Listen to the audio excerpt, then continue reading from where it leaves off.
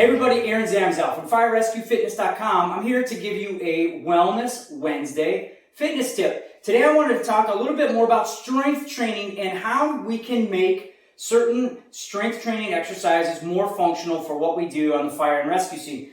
It's really actually not that tough to make something more functional. The biggest thing you need to think about is the stance that you're in when you're doing that exercise.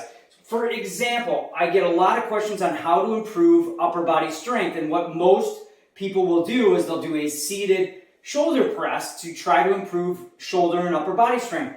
Now that's great, it's a great start, but taking it more to the fireground or taking it to be more functional, you should change your stance. Do it from a standing position. One arm at a time is also a little more functional because it forces your body to use more core strength to stabilize.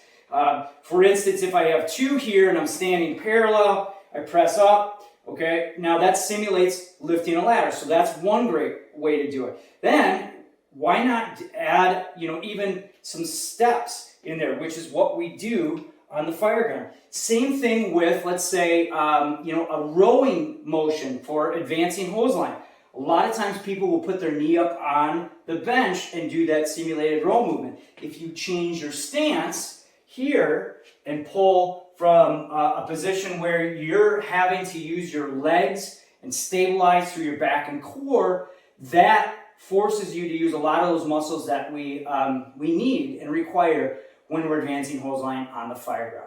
And one last thing that we should or can or should be incorporating in is even thinking about working from our knees a little bit more, because we are down in low situations, whether we're doing compressions, moving patients, moving hose lines. So even doing single arm presses from a kneeling position is another great option. Or crawls by pulling or using one arm or using some weights in those positions. By changing your stances, changing your elevations when you're doing a lot of your resistance training movements, you make them more functional, which then transfers to better performance.